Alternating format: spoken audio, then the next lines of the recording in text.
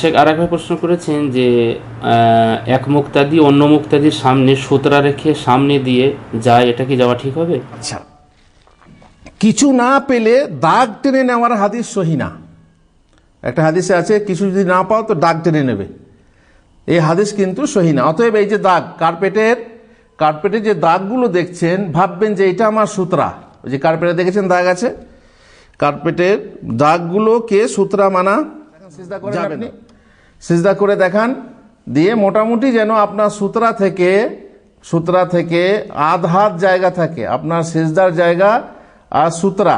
হ্যাঁ, এই যে দেখেন একবারে আধ হাত জায়গা। আমাদের সামনে সুতরা থাকলে পার হওয়া হারাম বা গুনাহর কাজ না। সুতরা আছে, আপনি সুতরার পেছন দিকে যদি পার হয়ে যান তাহলে সময় দেখেন কিভাবে পার হবেন। মনে করেন ওখানে নামাজ পড়ছেন, আপনি নামাজ পড়ছেন আর পার হন, সামনের দিকে পার হন, এইদিকে, হ্যাঁ এদিকে পেরিয়ে আসেন, সমস্যা আছে? কোনো সমস্যা নেই। কোনটা হারাম? ভিতর দিকে পার হওয়াটা হচ্ছে হারাম। দিয়ে পার হলে আপনার কর্তব্য কি? হ্যাঁ, কেউ সামনে বেয়ে পার হলে আপনার কর্তব্য কি? আপনি বসেন, পার হন আপনি সামনে দিয়ে, একদম সামনে দিয়ে পার হন, ওনার মুসল্লি সামনে দিয়ে পার হন। হ্যাঁ, এই দেখছেন ব্যাপারটা। যে মুসল্লি তার কর্তব্য কি দেখছে, আমার সামনে দিয়ে পার হচ্ছে, তখন হাতটা দিয়ে কি করবে? বাধা দেবে, মানে তাকে পার হতে দেবে না। আর যদি তবুও পার হতে চায় ধাক্কা মারবে, বুঝতে পারছেন? তবুও তাকে পার হতে দেবে না ওই সামনে দিয়ে। মানে কিছু মানুষ আছে টেরা, ঘাট টেরা বলে না, মানবেই না, ও মনে করছে কি সমস্যা। এই যে আমাদের অনেকে বলে না কি সমস্যা, পার হবেই। তখন তার সঙ্গে হাদিসে আছে ফাল ইউকাতিল ফাইন্নাহু শাইতান, কিংবা মা হু শাইতান, ওর সঙ্গে লড়াই করো, ওকে বাধা দাও, কারণ ও নিজে শয়তান, অথবা ওর সাথে কি আছে। শেখ আর একবার প্রশ্ন করেছেন যে এক মুক্তাদি অন্য মুক্তাদির সামনে সুতরা রেখে সামনে দিয়ে যায়, এটা কি যাওয়া ঠিক হবে? সামনে রেখে আপনি সামনে সুতরা রাখার দরকার কি আছে? কোথায় কত দূরে যাওয়া যাবে সেটা আগে বুঝতে হবে। যেখানে আপনি নামাজ পড়ছেন কেউ সুতরা রাখেনি, মনে করুন সুতরাটা এইখানে রাখার দরকার ছিল, এই জায়গাতে, জানি না ভিডিওতে দেখা যাচ্ছে কিনা, এই জায়গাতে রাখার দরকার ছিল। এবার সে লোকটা রাখেনি, এই জায়গাটা ফাঁকা পড়ে আছে, আপনি এইদিকে যেতে পারেন, সুতরার পশ্চিম দিকে বা কেবলার দিকে আপনি পার হতে পারেন, যা সুতরা থাক আর না থাক।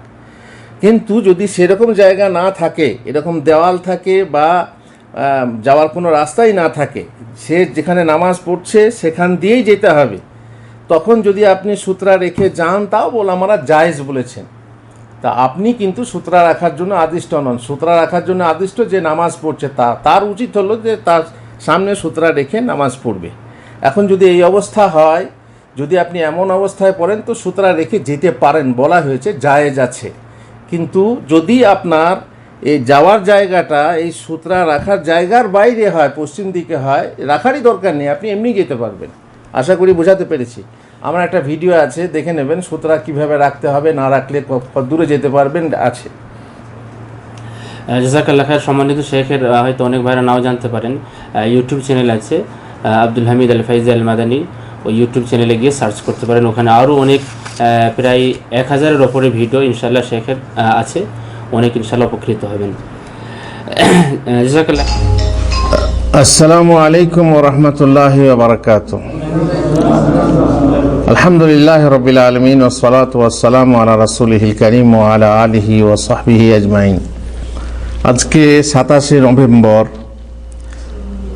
2019, এই আল্লাহর ঘরে আমরা আলোচনা করব একটা নামাজের বিশেষ গুরুত্বপূর্ণ মসলা নিয়ে, যেগুলো নিয়ে সাধারণত মানুষরা মতভেদ করছে, এটা নয় সেটা, এইভাবে নয় ওইভাবে। সেই একটা বিষয় হচ্ছে সুতরা। সুতরা কাকে বলে আপনারা জানেন? সুতরা মানে হচ্ছে আড়াল, মানে আপনি নামাজ পড়বেন, আপনার সামনে একটা আড়াল দিয়ে রাখবেন, যে আড়াল দিলে তারই ভিতরে আপনি আপনার দৃষ্টি সীমাবদ্ধ রাখবেন, মনকে সীমাবদ্ধ রাখবেন। তার বাইরে যদি কেউ পার হয়ে যায় আপনার কোনো ক্ষতি হবে না, আপনার মনটাও সেদিকে যাবে না, যেহেতু আপনি স্থির করেছেন যে আমি এইটার ভিতরে নিজের দৃষ্টি নিবদ্ধ রাখবো এবং মনটাকে আবদ্ধ রাখবো। এমনিতে অনেকে বলবেন সুতরা রেখে লাভ কি, তো সুতরা রাখলে তো, না রাখে তো সমস্যা আছে, আর যদি রাখে তাও তো পার হলে তো দৃষ্টি যাবে। কিন্তু না, আপনি প্রথম থেকে সংকল্প করবেন যে এর ভিতরে কেউ পার হবে না, আর আমি আমার নজরকে এর ভিতরে সীমাবদ্ধ রাখবো ইত্যাদি। নামাজির সামনে বেয়ে কেউ পার হবে না এমন ধারণা থাকলেও সামনে সুতরা রেখে নামাজ পড়া ওয়াজিব। এবার সুতরা ওয়াজিব না সুন্নাত নিয়ে মতভেদ আছে। সঠিক হলো ওয়াজিব, কারণ সুতরা রেখে নামাজ পড়েননি রাসূলুল্লাহ সাল্লাল্লাহু আলাইহি ওয়াসাল্লাম, এ ব্যাপারে হাদিস জয়ীফ পরে বলছি। তাহলে বোঝা গেল যে আপনার যদি ধারণা হয় যে আমি এখানে একা আছি, আমার সামনে দিয়ে কেউ যাবে না, তবুও আপনি সুতরা রেখে নামাজ পড়বেন। বুঝতে পারছেন? মনে করুন আপনি ওই সাইডে নামাজ পড়ছেন, আপনি মসজিদের মাঝখানে, অনেকে আছে মসজিদের মাঝখানে দাঁড়ায়, এটা ঠিক না। যখন আসবেন তখন আপনি দেওয়াল ঘেঁষে দাঁড়ান, মানে যেখানে প্রথম কাতার দেওয়াল ঘেঁষে দাঁড়াবেন, কিংবা খাম্বা খুঁটি যেটাকে বলা হয় সেটার সামনে পিছনে দাঁড়াবেন, মাঝখানে দাঁড়াবেন না। যদি মাঝখানে দাঁড়াতে হয়, আপনার সাইডে আপনি জানছেন এদিকে কেউ পার হবে না, তবুও আপনি সুতরা রেখে নেন। ঠিক আছে, বেশ, তাহলে বোঝা গেল কি যে ওয়াজিব মানে জরুরি। খবরদার অবজ্ঞা অবহেলা করবেন না, যদি না মানেন এটা গুনাহ হবে। যেমন মসজিদে জামাতে এসে নামাজ পড়া কি ওয়াজিব, নামাজ তো ফরজ, কিন্তু মসজিদে আসা পুরুষদের জন্য ওয়াজিব। যদি না আসেন বাসায় পড়েন গুনাহগার হবেন, যদি ওজন না থাকে গুনাহগার হবেন। এইভাবে আর কি, সফরে, বাড়িতে, মসজিদে, এমনকি মসজিদুল হারামেও। অনেকে বলে মসজিদে হারামে এত ভিড় ভাড়, ওখানে সুতরা, ওখানেও সুতরা লাগবে। হ্যাঁ, যদি কেউ নিরুপায় হয় আলাদা কথা। নিরুপায় হতে জানেন আপনি, হারাম হালাল হয়ে যায়, তাই না? সেটা আলাদা কথা। এখন ওখানে প্রচন্ড ভিড়, পার হতেই হবে, না সাথে ছুটে যাবে, তো সেখানে আলাদা কথা। কিন্তু মসজিদুল হারাম হলেও সেখানে সুতরা লাগবে। একাকী ইমামের জন্য সুতরা, একাকী এবং ইমামের জন্য। ইমাম হলে পরে সামনে, ইমামের সামনে সুতরা থাকবে, আর পেছনের মুক্তাদিদের সুতরা লাগবে না। যে প্রত্যেককে সুতরা দিতে হবে তা নয়, খালি ইমাম রাখলেই যথেষ্ট, কারণ ইমামের সুতরা মুক্তাদিদের বা মুসল্লিদের সুতরা। বুঝতে পেরেছেন ব্যাপারটা? হ্যাঁ, মহানবী সাল্লাল্লাহু আলাইহি ওয়াসাল্লাম বলেছেন লা তুসাল্লি ইল্লা ইলা সুতরা। কেন ওয়াজিব? যেহেতু রাসূলুল্লাহ সাল্লাল্লাহু আলাইহি ওয়াসাল্লাম নিষেধ করছেন সুতরা ছাড়া নামাজ পড়ো না। আরেক হাদিসে আছে মানিস্তাতা মিনকুম আল্লা ইয়াহুলা বাইনাহু ওয়া বাইনাল কিবলাতি আহাদুন ফালিয়াফআল। তোমাদের মধ্যে যে ব্যক্তি সক্ষম হয়, দেখছেন, তার মানে সুতরা রাখার মতো সক্ষম, সুতরা রাখার মতো কিছু আছে, তাহলে তার ও তার কিবলার মাঝে কেউ যেন না আসে, তাহলে সে যেন তা করে। মানে তার আর তার কিবলার মাঝে কেউ যেন না আসে। অন্য এক হাদিসে আছে জাসাল্লা আহাদুকুম ফালিউসাল্লি ইলা সুতরা। যখন তোমাদের কেউ নামাজ পড়বে, সে যখন সুতরা সামনে রেখে নামাজ পড়ে, ওয়ালিয়াদনু মিনহা, আর সে যেন সুতরার নিকটবর্তী হয়। এখন সুতরা নিকটবর্তী কিভাবে হবে দেখান তো? সুতরা কিভাবে রাখবেন আপনি? যখন আপনি নামাজ পড়তে এলেন, মনে করুন মসজিদের মাঝখানে দাঁড়াতে হবে, সুতরাটা কোথায় রাখবেন? এখানে অনেক কিছু আছে, আপনাকে বুঝিয়ে দেওয়া হলো, তাও বুঝতে পারছেন না। এখানে তো অনেক কিছু রয়েছে, আপনি ফাঁকা জায়গায় দেখেন না। হ্যাঁ, কতটা সামনে সুতরা আপনাকে রাখতে হবে এবং সুতরার নিকটবর্তী হতে হবে। এ নয় যে সুতরাকে অনেক দূরে রেখে দেবেন, তা না। ঠিক আছে, তো ওইভাবে সুতরা রাখবেন। সুতরা নিয়ে বলছি পরে, বসে যান আপনি। পক্ষান্তরে রাসূলুল্লাহ সাল্লাল্লাহু আলাইহি ওয়াসাল্লাম যে বিনা সুতরায় নামাজ পড়েছেন, এ হাদিস জয়ীফ। অতএব খবরদার কেউ এই ভরসা করে যে আমার সামনে কেউ পার হবে না, অতএব আমি সুতরা রাখবো না, সুতরা না রাখলেও চলে, এরকম খবরদার গাফলতি করবেন না। বিশেষ করে যখন আপনার কাছে ব্যবস্থা আছে। কি বিষয় কি দিয়ে সুতরা হবে বলছি পরে। বেশ, সুতরা বলে কোনো কিছু আড়ালকে, যেমন বললাম আগে, নামাজি যখন নামাজ পড়ে তখন তার হৃদয়ে জোড়া থাকে সৃষ্টিকর্তা মাবুদ আল্লাহর সাথে, বিচ্ছিন্ন থাকে পার্থিব্য সকল প্রকার কর্ম ও চিন্তা থেকে। আমরা তো এখানেই হারাম করি, তাই না? একে কি বলে? আল্লাহ প্রথম তাকবীরটাকে কি বলে? তাকবীরে হারাম, তাই না? তাকবীরুল তাহরিমা। জয়, ইবাদত করা অবস্থায় সে যেন মাবুদ আল্লাহকে দেখতে পায়, যেন, তাই না? সত্যি না। কিন্তু তার সম্মুখে যখন এমন কোনো ব্যক্তি বা পশু এসে উপস্থিত হয়, সে তার একাগ্রতা ও ধ্যান ভঙ্গ করে দেয়, মনোযোগ কেড়ে নেয়, দৃষ্টি চুরি করে ফেলে এবং কোনো ভয় বা কামনা তার মনে জায়গা নিয়ে তাকে আল্লাহর দরবার হতে সরিয়ে পার্থিব জগতে ফিরিয়ে দেয়, তখন তার জন্য জরুরি এমন এক আড়াল ও অন্তরালের, যার ফলে সে নিজের দৃষ্টি ও মনকে তার ভিতরে সীমাবদ্ধ রাখতে পারে, আর তার পশ্চাতে কোনো কিছু ব্যতিক্রম করলে সে যেন তা ভ্রুক্ষেপ না করে। দেখতে তো পাবে, আড়াল তো পুরো হচ্ছে না, পর্দা তো নয়, আড়াল মানে পর্দা নয়, সামান্য একটা জিনিস। এই জিনিসটা রাখলে আপনি এর ভিতরে নিবদ্ধ রাখবেন, বাইরে দিয়ে কেউ পার হলে যেন এটা আড়াল হয়ে আছে, আপনি দেখছেন না, ঠিক আছে। সুতরাং সুতরা রেখে নামাজ না পড়া গুনার কাজ, পরন্তু এই অবস্থায়, আর আগে বললাম যে মতভেদ আছে, সুন্নত না ওয়াজিব, ঠিক আছে। ওয়াজিব সুন্নত না হওয়ার কারণ যে হাদিসটা আছে বিনা সুতরায় নামাজ পড়া, হাদিসটা জয়ীফ। আবার বলে দিচ্ছি, ওই অবস্থায় নামাজের সম্মুখ বেয়ে কেউ পার হয়ে গেলে তার নামাজের সওয়াব কিন্তু কমে যায়। আপনি সুতরা রাখেননি, কেউ পার হয়ে গেল, আপনার নামাজের ডিস্টার্ব ক্ষতি হলো, আপনার নামাজের সওয়াব কমে যাবে। সুতরা কিসের হবে? রাসূলুল্লাহ সাল্লাল্লাহু আলাইহি ওয়াসাল্লাম কর্তৃক বিভিন্ন প্রকার সূত্রা প্রমাণিত। যেমন কখনো তিনি মসজিদের সামনে থামকে, যে থাম আছে না, খাম্বা বা খুঁটি যাকে বলা হয়, সেই সামনে করে, সেই থামকে সামনে করে নামাজ পড়েছেন। যারা ফাঁকা ময়দানে নামাজ পড়লে, বা রাসূলুল্লাহ সাল্লাল্লাহু আলাইহি ওয়াসাল্লাম যখন ফাঁকা ময়দানে নামাজ পড়েছেন, আড়াল করার জন্য কিছু না পেলে সামনে বর্ষা গেড়ে নিতেন। বর্ষাতে জানেন, এইভাবে মাটিতে গাড়া হয়, ওই যে সামনে ফলা থাকে, লোকেরা তার পেছনে বিনা সুতরায় নামাজ পড়তো। কখনো বা নিজের সবারই উঁটকে আড়াআড়ি দান করিয়ে দিতেন। দেখছেন, সামনে পশু দান করিয়ে সেটা কি হয়ে গেল? সুতরা। তা সুতরা বানিয়ে তাকে নামাজ পড়তেন। কখনো জিন পোষ বা উটের পিঠে বসার আসন যেটা আছে না, সেটাকে সামনে রেখে কাষ্ঠাংশে সোজাসুজি নামাজ পড়তেন। তিনি বলতেন, তোমাদের কেউ যখন তার সামনে জিন পোষের শেষে সংযুক্ত কাষ্ঠখণ্ডের মতো কিছু রেখে নেয়, তখন তার উচিত তার পশ্চাতে নামাজ পড়া, এবং এরপর তার সম্মুখ বেয়ে কেউ পার হয়ে গেলে কোনো পরোয়া না করা। খালাস, ওদিকে পার হয়ে গেলে আপনার কোনো পরোয়া নেই। একবার তিনি একটি গাছকে সূত্রা বানিয়ে নামাজ পড়েছেন। তারা বোঝা গেল গাছকে সামনে সূত্রা বানিয়ে, খেজুর গাছ আছে, কোনো গাছ আছে, সেই গাছটাকে আপনি সূত্রা বানিয়ে নামাজ পড়তে পারবেন। কখনো তিনি আয়েশার খাটকে সামনে করে নামাজ পড়েছেন, বা আয়েশা শুয়ে আছেন আর তার ওইদিকে তিনি নামাজ পড়েছেন, আর ওই সময় আয়েশা রাদিয়াল্লাহু তাআলা আনহা তার উপর চাদর ঢাকা দিয়ে শুয়ে থাকতেন। সুফিয়ান বিন উয়াইনা বলেন, তিনি শারিককে কোনো ফরজ নামাজ পড়ার সময় তার টুপিকে সামনে রেখে সূত্রা বাঁধতে দেখেছেন। তাহলে বোঝা গেল, আপনার কাছে কিছু না থাকলে মাথায় টুপি আছে, টুপিটা সামনে নামিয়ে নেন। টুপি মাথায় নিয়ে নামাজ পড়া কি বড় জোর সুন্নত, জরুরি নয়। কারণ আল্লাহ তাআলা বলছেন, এ বানি আদম খুযু জিনাতাকুম ইনদা কুল্লি মসজিদ, প্রত্যেক নামাজের সময় মসজিদে কি রাখো? সৌন্দর্য রাখো। টুপি মাথায় রাখা নিষ্ঠা হচ্ছে কি উত্তম। তা বলে ওই তালপাতার ডালি নয়, প্লাস্টিকের খাঁচি নয়, যে তেল চিটে যে আসে সেই মাথায়, আর সমস্ত তেল, বাঙালিরা তেল ব্যবহার করে, তাই না? আর যে সৌদিরা ঠাট্টা করে বলে, হাজি সাইয়ারা লেস জেত বলে না, তো ওই তেল চিটে, আর বর্ষাকালে যে অবস্থা দেখবেন, সূক্ষ্ম পোকার ভিতরে থাকে ওই তালপাতার বরণিতে। কিন্তু মানুষ কিভাবে রুচি করে আল্লাহ জানে। কখনো দেখেছি কাপড়ের টুপি, কাপড়ের তৈরি করা টুপি কালো হয়ে গেছে, তেল চিটে, তেলে কালো হয়ে গেছে, তেল চাট।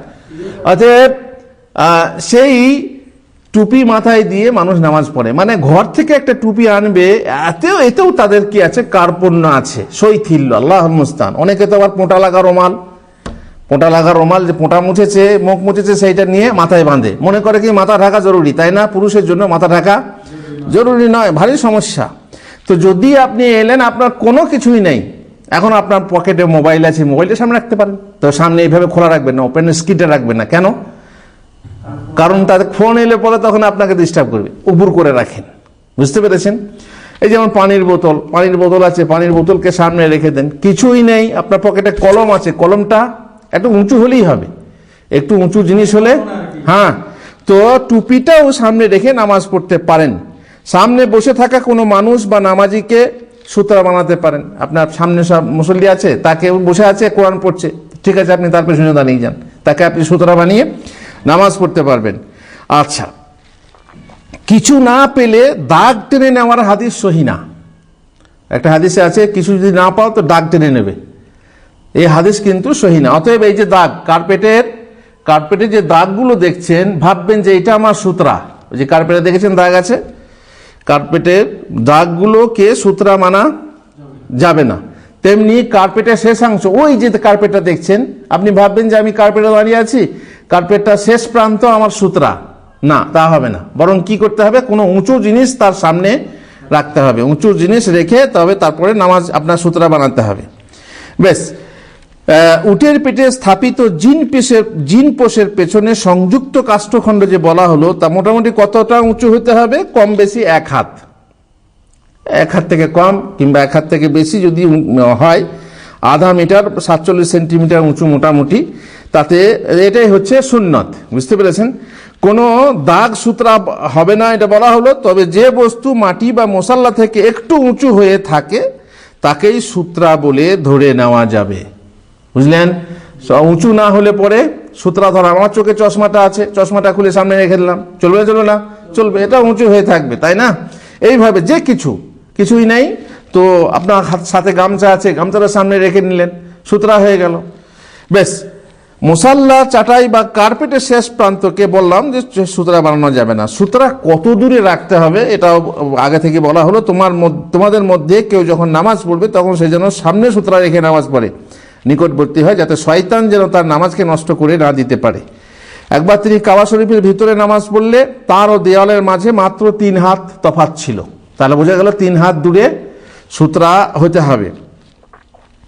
মুসাল্লা, সিজদার জায়গা ও দেওয়ালের মাঝে একটি ছাগল অথবা ভেড়া পার হয়ে যাওয়ার মতো প্রায় আধ হাত ফাঁক দূরত্ব থাকতে হবে। দেখেন, সিজদা করেন আপনি, সিজদা করে দেখান, দিয়ে মোটামুটি যেন আপনার সুতরা থেকে আধ হাত জায়গা থাকে, আপনার সিজদার জায়গা আর সুতরা।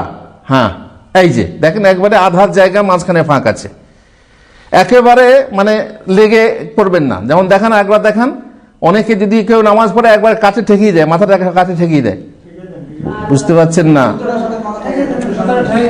মাথাটা ঠেকিয়ে দেন কাঠের কাছে, অনেকে এইভাবে না, এত কাছে না, মানে কাছাকাছি হওয়া মানে এত কাছে না, বরং মাঝখানে যেন একটা ছাগল পার হয়ে যায়। তো ছাগল পার হতে মোটামুটি কত লাগে? আধ হাত জায়গা হলেই ছাগল পার হয়ে যাবে, তাই না? অতএব এইভাবে আপনাকে সুতরার কাছাকাছি হতে হবে, কাছে মানে নিয়ে আপনাকে নামাজ পড়তে হবে, মাঝখানে ফাঁক রাখতে হবে আধ হাত পরিমাণ মতো। এবারে সুতরার একেবারে সোজাসুজি না দাঁড়িয়ে একটু ডাইনে বাইনে দাঁড়াতে হয়, এমন একটা হাদিস আছে যে ডাইরেক্ট মানে আপনি সুতরাকেই সিজদা করছেন মনে হবে, এরকম না করে একটু ডাইনে বাঁয়ে করতে হবে, এরকম একটা হাদিস আছে, হাদিসটা সহি না। অতএব ডাইরেক্ট যদি আপনি বোতলকে সামনে রেখে নামাজ পড়েন তাহলে সমস্যা নেই। আপনি তো বোতলকে সিজদা করছেন না, তাই তো? বোতলকে কেন সিজদা করব? আমি তো সিজদা, হ্যাঁ নেই, এটা হচ্ছে সুতরা। সুতরাং একটু সরিয়ে রাখতে হবে, এটা জরুরি নয়, বরং সামনে ডাইরেক্ট আপনি বোতলকে সামনে রেখে নামাজ পড়তে পারবেন। বেশ, এবারে ইমামের সুতরা, মুক্তাদিদের সুতরা, তার মানে ইমাম নামাজ পড়ছে তার সব সুতরা আছে, আর মুক্তাদিদের কোনো সুতরা নেই, তাদের মাঝে মাঝে পার হওয়া যাবে না? যাবে না। ওই দিকে যদি কাতার খালি থাকে তো আপনি মাঝে মাঝে পার হয়ে যেতে পারবেন, ইমামের সামনে পার হতে পারবেন। আর সুতরা থাকলে সুতরার বাইরে আপনি পার হতে পারবেন, এতে সমস্যা নেই। এ ব্যাপারে দলিল আছে, রাসূলুল্লাহ সাল্লাল্লাহু আলাইহি ওয়াসাল্লাম এইভাবে সুতরা দিয়ে নামাজ পড়তেন, আর সাহাবীরা মাঝে মাঝে পার হয়ে যেতেন কাতারের মাঝে মাঝে। বিদায়ী হজের সময় মহানবী সাল্লাল্লাহু আলাইহি ওয়াসাল্লাম নামাজ পড়ছিলেন। ইবনে আব্বাস একটি গাধীর পিঠে চড়ে কিছু কাতারের সামনে বেয়ে পার হয়ে এসে নামলেন, অতঃপর গাধীটিকে চড়তে ছেড়ে দিয়ে কাতারে সামিল হলেন। তা দেখে কেউ তার প্রতিবাদ করল না। তার মানে কি, যে মুসল্লিদের সামনে পার হওয়াতে, মুক্তাদিদের সামনে পার হওয়াতে দোষ নেই, যদিও তাদের সুতরা নেই। বেশ, এবার নামাজি সামনে বেয়ে পার হওয়াটা কি? হারাম, গুনার কাজ। হারাম মানে কি? কাবিরা গুনাহ, গুনার কাজ। যেহেতু রাসূলুল্লাহ সাল্লাল্লাহু আলাইহি ওয়াসাল্লাম বলেছেন, লাউ ইয়ালামুল মাররু বাইনা ইয়াদাইল মুসাল্লি মাযা আলাইহি লাকানা ইয়াকিফু 40 খায়রাল লাহু মিন আন ইয়ামুররা বাইনা ইয়াদাইহি। তার মানে যে নামাজি সামনে বেয়ে পার হয়, সে যদি জানতো যে এতে তার কত পাপ হবে, তাহলে সে 40 অপেক্ষা করত, তবুও নামাজি সামনে বেয়ে পার হতো না। 40 কি? 40 ঘন্টা না 40 বছর না 40 দিন না 40 মাস, আল্লাহ জানেন, আল্লাহ রাসূল সাল্লাল্লাহু আলাইহি ওয়াসাল্লাম জানতেন, তাই না? এই 40 কি, যদি 40 ঘন্টাই হয়, 40 মিনিটই হয়, তাও অনেক, তাই না? সুতরাং 40 অপেক্ষা করা ভালো, তবুও, কেননা এতে কি আছে? পাপ আছে। এই জন্য যদি জানতো তাহলে অপেক্ষা করত। সুতরাং পার হওয়া যাবে না। অবশ্য নামাজির সামনে সুতরা থাকলে পার হওয়া হারাম বা গুনার কাজ না। সুতরা আছে, আপনি সুতরার পেছন দিকে যদি পার হয়ে যান তাহলে দেখেন কিভাবে পার হবেন।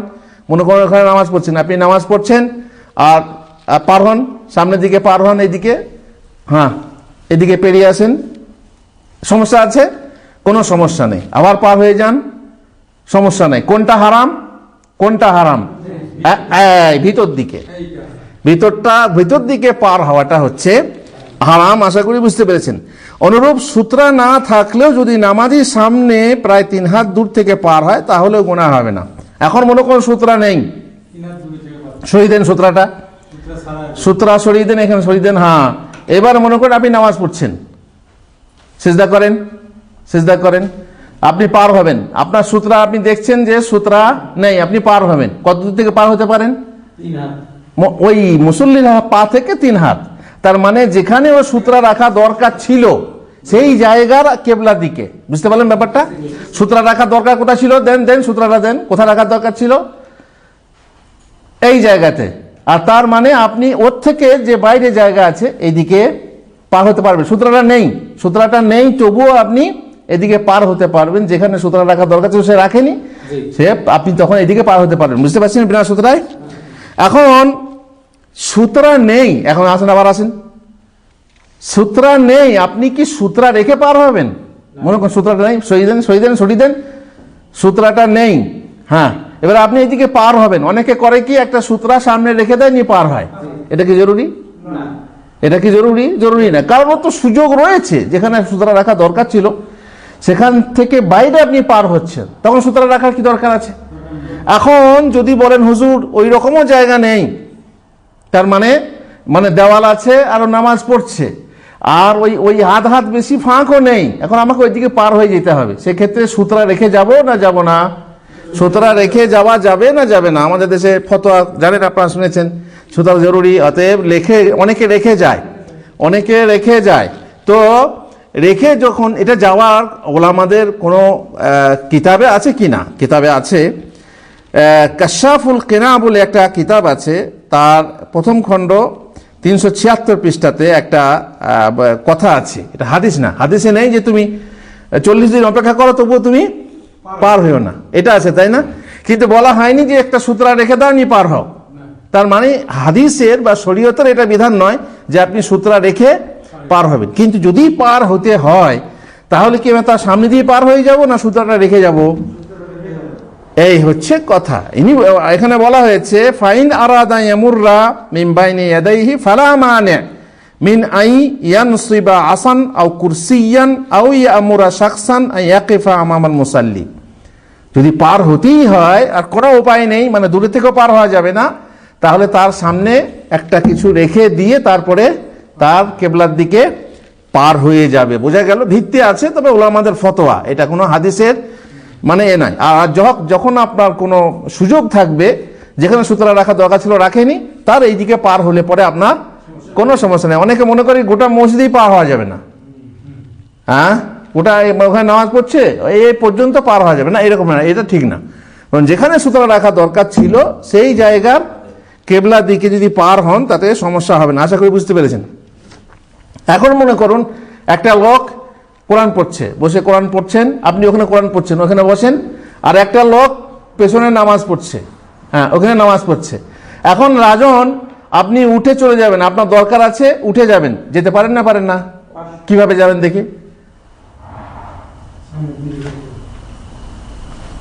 সূত্রাটা রেখে, এটা তো সূত্রা রাখার কথা হলো, আপনি ডাইনে বামে সরে যেতে পারেন। হ্যাঁ, আপনি বসে আছেন, ডাইনে কিংবা বামে আপনি সরে যাবেন, এটা পার হওয়া নয়। বুঝতে পারলেন ব্যাপারটা? বুঝতে পারলেন? সরান, আপনি সূত্রা সরান। হ্যাঁ, আপনি বসে আছেন, মনে করুন যে সিজদা দিয়েছে, আপনি বসে আছেন, এখন আপনার যাওয়ার দরকার হলো, কিভাবে যাবেন বেরিয়ে? ডাইনে বামে একটু সরে গিয়ে এইভাবে উঠবেন, একটু এইভাবে সরে গিয়ে আপনি উঠে পড়বেন, আর পার হবেন না। ঠিক আছে? কারণ যেটা গোনা সেটা হচ্ছে কি? পারাপার হওয়া। আর এইভাবে পাশ থেকে সরে যাওয়াটা গোনাহ নয়, হাদিসের এতে আওতায় পড়ে না। বেশ, কেউ সামনে দিয়ে পার হলে আপনার কর্তব্য কি? হ্যাঁ, কেউ সামনে বেয়ে পার হলে আপনার কর্তব্য কি? আপনি বসেন, পার হন আপনি সামনে দিয়ে, ও একদম সামনে দিয়ে পার হন, ওনার মুসল্লি সামনে দিয়ে পার হন। হ্যাঁ, এই দেখছেন ব্যাপারটা, যে মুসল্লি তার কর্তব্য কি দেখছে, আমার সামনে দিয়ে পার হচ্ছে, তখন হাতটা দিয়ে কি করবে, বাধা দেবে, মানে তাকে পার হতে দেবে না। আর যদি তবুও পার হতে চায় ধাক্কা মারবে, বুঝতে পারছেন, তবুও তাকে পার হতে দেবে না ওই সামনে দিয়ে। মানে কিছু কিছু মানুষ আছে টেরা, ঘাট টেরা বলে না, মানবেই না, ও মনে করছে কি সমস্যা, এই যে আমাদের অনেকে বলে না কি সমস্যা, এ পার হবেই। তখন তার সঙ্গে হাদিসে আছে ফালিউকাতিল ফাইন্নাহু শাইতান কিংবা মাহু শাইতান, ওর সঙ্গে লড়াই করো, ওকে বাধা দাও, কারণ ও নিজে শয়তান, অথবা ওর সাথে কি আছে, শয়তান আছে, মানবে না, ঘাটটেরা। এই জন্য এত গুরুত্বপূর্ণ এই যে পার না হওয়াটা, মানে এত গুরুত্বপূর্ণ যে আপনি তাকে পার হতে দেবেন না। বেশ, এবার হাদিস শুনুন। বাধা দেয়, সে যেন বাধা দেয়, মানতে না চায় তাহলে কি করবে, সে যেন লড়াই করে, সে হচ্ছে শয়তান। সুতরা ছাড়া নামাজ পড়ো না, কাউকে তোমার সামনে বেয়ে পার হতেও দিও না। সে যদি মানা না মানে তবে তার সাথে লড়ো, কারণ তার সাথে শয়তান আছে। আবু সাইদ খুদরি জুমার দিনে একটি থামকে সুতরা করে নামাজ পড়ছিলেন। ইত্যবসরে বানি উমাইয়ার এক ব্যক্তি তার ও থামের মাঝ বেয়ে পার হতে গেলে তিনি তাকে বাধা দিলেন, পার হওয়া যাবে না। কিন্তু লোকটি পুনরায় পার হওয়ার চেষ্টা করলো, তিনি তার বুকে এক থাপ্পড় মারলেন, বুকে থাপ্পড় মারলেন। তাহলে তো মারামারি লেগে যাবে, তাই না? না না, অতটা করতে আপনি যাবেন না, তাদের হিম্মত ছিল। আর সত্যি মেরে দিয়েছেন বুকে থাপ্পড়। লোকটি মদিনার গভর্নর মারওয়ানের নিকট গিয়ে অভিযোগ বিচার দিল যে আমার বুকে থাপ্পড় মেরেছে। মারওয়ান আবু সাইদ রাদিয়াল্লাহু তাআলা আনহুকে বললেন, আপনি আপনার ভাইপোকে মেরেছেন কি কারণে? আবু সাইদ বললেন, আল্লাহ রসুল সাল্লাল্লাহু আলাইহি ওয়াসাল্লাম। আল্লাহু আকবার, দলিল খালাস, সাপের মাথায় জড়ি, তাই না? সাপের মাথায় ওই যে কি বলে জড়িবুটি, বা সাপ মাথা নামিয়ে নেয়। আল্লাহ রসুল সাল্লাল্লাহু আলাইহি ওয়াসাল্লামকে বলতে শুনেছি, তোমাদের মধ্যে কেউ যখন কিছুকে সূত্রা বানিয়ে নামাজ পড়ে অতঃপর সেই ওই সূত্রার ভিতর দিয়ে পার হতে চায়, তবে সে যেন তাকে বাধা দেয়। এতেও যদি সে না মানে তাহলে সে যেন তার সাথে লড়াই করে, কারণ সে শয়তান। সুতরাং আমি শয়তানকে মেরেছি। বুঝতে পেরেছেন ব্যাপারটা? তার মানে মারাও যাবে, তবে আমি বললাম যে মারামারি লেগে গেলে হবে না। আমি নামাজ পড়তে যদি মারামারি লেগে যান তাহলে তো মুশকিল, তাই না? এরকম না, মানে মোটামুটি গুরুত্বটা হচ্ছে এই যে সামনে দিয়ে পার হতে দেবেন না। শুধু মানুষই নয়, কোনো পশু যদি সামনে বেয়ে পার হতে চায় তাকেও বাধা দেয়। আপনার বিড়াল পার হয়ে যাচ্ছে, কি করবেন আপনি? এভাবে সরিয়ে দেবেন, ঠিক আছে? একটা আপনার বাড়ির ছাগল পার হতে যাচ্ছে, আপনি সরিয়ে দেবেন, ঠিক আছে? ইবনে আব্বাস বলেন, একবার নবী সাল্লাল্লাহু আলাইহি ওয়াসাল্লাম নামাজ পড়ছিলেন, এমন সময় একটি ছাগল বা ভেড়া তার সামনে দিয়ে ছুটে পার হতে চাইল, কিন্তু তিনি তার আগেই তাকে বাধা ধরে ফেললেন। এমনকি তার পেটকে দেওয়ালের সাথে লাগিয়ে দিলেন, মানে মানবে না, এইভাবে ঠেলে লাগিয়ে দিলেন। তারপরে আবার ছাগলটা কি হলো, পেছন দিয়ে পার হয়ে গেল। সুতরাং বাধা দেওয়া ওয়াজিব, এবং তাতে একটু নড়াসড়া যদি হয় তাতে দোষ নাই, এটা অনুমতি আছে, কারণ আল্লাহ রসুলের আদেশ। এমনিতেই তো মারামারি করা যাবে না, তাই না? কিন্তু সে মানছে না, কি করব, আমার নামাজটাকে নষ্ট করতে চায়, খবরদার যাবি না। বেশ, বিনা সূত্রায় নামাজ বাতিল কখন বলে শেষ করে দেবো। সুতরাং সূত্রা রেখে নামাজ পড়লে এবং তার পশ্চাৎ বেয়ে কেউ পার হয়ে গেলে নামাজে কোনো ক্ষতি হয় না। আমি সূত্রা রেখেছি, এদিকে কেউ পার হলে কোনো সমস্যা নেই। কিন্তু সূত্রার ভিতর দিয়েও কোনো পুরুষ, শিশু, পশু পার হয়ে গেলে নামাজে মনোযোগে ব্যাঘাত ঘটে ঠিকই, তবে নামাজ একেবারে নষ্ট হয়ে যায় না। পরন্তু বিনা সূত্রায় নামাজ পড়লে এবং সামনে দিয়ে সাবালিকা মেয়ে, গাধা বা মিশমিশে কালো কুকুর পার হয়ে গেলে নামাজ বাতিল হয়ে যায়। নামাজ আপনি সূত্রা দিয়েছেন, তা সত্ত্বেও মানল না, পার হয়ে গেল, নামাজ নষ্ট হবে না। ভিতর দিয়ে পার হলেও নষ্ট হবে না। কিন্তু সাবালিকা মেয়ে, গাধা বা মিশমিশে কালো কুকুর যদি পার হয় তাহলে কি হয়ে যাবে? নামাজ বাতিল হয়ে যাবে। নবী সাল্লাল্লাহু আলাইহি ওয়াসাল্লাম বলেছেন, সূত্রা না হলে সাবালিকা মেয়ে, গাধা ও কালো কুকুর নামাজ নষ্ট করে ফেলে। নিশ্চয়ই বিশেষত্ব বুঝতেই পাচ্ছেন। এখানে অনেক মেয়েরা বলে আমাদেরকে গাধা কুকুরের সঙ্গে তুলনা করছে। না, ওর আপনাদেরকে তুলনা করা হচ্ছে এই জন্য যে ফিতনার কারণ। মানে একটা যুবতী মেয়ে যখন পার হয়ে যাবে তখন তার মানে নামাজির মনের মধ্যে, আপনারা জানেন হারামে যারা হজ ওমরা করতে গেছেন তারা দেখেছেন, তাওয়াফ করতে করতে আপনার পাশে, আপনার সামনে যদি এক যুবতী মহিলা থাকে, মুখ খোলা থাকে, আবার অনেকে তো বুক খোলাও থাকে, তাই না? এমন কি বলে ওড়না পড়ে আছে যে আল্লাহুল মুস্তান, এবার গায়ে গা লাগে, কি অবস্থাটা হয়?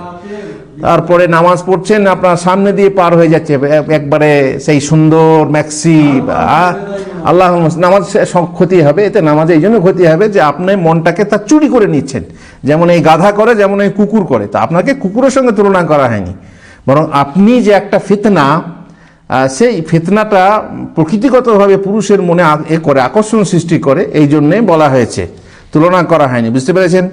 নাবালিকা মেয়ে অতিক্রম করলে নামাজ নষ্ট হয়। নাবালিকা মেয়ে যেহেতু তার মনে কি থাকা সেক্স আছে, তাকে দেখলে পরে কোনো কামনা জাগে না, ছোট মেয়ে, সমস্যা নেই। একবার বানি আব্দুল মুত্তালেবের দুটি ছোট মেয়ে মারামারি করতে করতে রাসূলুল্লাহ সাল্লাল্লাহু আলাইহি ওয়াসাল্লামের সামনে এসে তার হাঁটু ধরে ফেললো। তিনি উভয়কে দুদিকে সরিয়ে দিলেন, আর এতে তিনি নামাজ ভাঙলেন না। তাহলে বোঝা গেল যে মহিলা মেয়ে হলেই যে নামাজ নষ্ট করবে তা না। কি কোন রকম মেয়ে, কোন মহিলা হতে হবে? যুবতী মেয়ে যদি হয়। নিজের স্ত্রী বা কোনো মহিলা নামাজের সামনে, সে তো যুবতী, তাই না? এবার নিজের স্ত্রী সামনে ঢাকা দিয়ে অন্ধকারে ঘুমিয়ে থাকলে নামাজের কোনো ক্ষতি হয় না। সামনে সে শুয়ে আছে, ঢাকা দিয়ে আছে, সমস্যা নেই। আল্লাহ রাসূল সাল্লাল্লাহু আলাইহি ওয়াসাল্লাম এইভাবে তাহাজ্জুদ পড়তেন, তাই না? মা আয়েশাকে সামনে রেখে তিনি তাহাজ্জুদ পড়ছেন, লাশের মতো শুয়ে থাকতেন, ঘুমাতেন। যেমন তিনি কখনো কখনো চাদরের ভিতর থেকে পায়ের দিক চুপি চুপি নিজের প্রয়োজনে বের হয়ে যেতেন। এই যেমন বললাম যে বসে আছেন সামনে, বের হয়ে যান। তো উনি কেউ করতেন, ঢাকার নিচে শুয়ে আছেন আর নামাজ পড়ছেন একজন, তাই না? তো আপনি যদি সাইড থেকে, এই দিক থেকে কিংবা দিক থেকে সরে যান, উঠে যান আপনার দরকারে, এতে কিন্তু নামাজের ক্ষতি হবে না। ঠিক আছে? তখন ঘরে বাতি ছিল না। কে বলছেন? মা আয়েশা বলছেন, তখন ঘরে বাতি ছিল না। এখনই যারা নূরুন নবী বলবে তারা বলবে, এই আল্লাহর নবীর নূরে গোটা মদিনা আলো হয়ে থাকতো, আর এখানে তাহলে ঘরে বাতি ছিল না বলার কি দরকার ছিল, তাই না? আল্লাহ মুস্তান। তো ওরা আবার মানতে চাইবে না, না না না, আল্লাহ নবীর ঘর সবসময় সূর্যের আলো থাকতো, অন্ধকারই হতো না। আল্লাহ মুস্তান। আচ্ছা, কোনো মহিলা নামাজের সামনে বেয়ে বিনা সুতরায় কোনো সাবালিকা মেয়ে পার হলেও নামাজ নষ্ট হয় না। যে কোনো মহিলা নামাজি সামনে বেয়ে বিনা সুতরায়, তার মানে নামাজিটা কে? মহিলা। নামাজিটা কে? মহিলা। এবার তার সামনে সূত্রার ভিতর দিয়ে মহিলা পার হচ্ছে, যুবতী মহিলা, নামাজ নষ্ট হবে কেন? ওখানে আকর্ষণ নেই, কিছু নেই, ও মহিলা এও মহিলা, ওদের সমস্যা নেই, তাই না? আশা করি বুঝতে পেরেছেন সূত্রার মশলাগুলো। যেহেতু জরুরি ছিল দেখিয়ে, প্র্যাকটিক্যাল ভাবে দেখিয়ে, যে আশা করি উপকৃত হবেন মানুষ। আল্লাহ তাআলা আমাদেরকে তৌফিক দেন সঠিক জিনিস জানা ও মানার। আল্লাহুম্মা আমিন। রব্বানা আতিনা ফিদ দুনিয়া হাসানা ওয়া ফিল আখিরাতি হাসানা ওয়া কিনা আযাবান নার। ওয়া সাল্লাল্লাহু আলা নাবিয়িনা মুহাম্মদ ওয়া আলা আলিহি ওয়া সাহবিহি আজমাইন। ومن أحسن قولا ممن دعا إلى الله وعمل صالحا وقال إنني من المسلمين.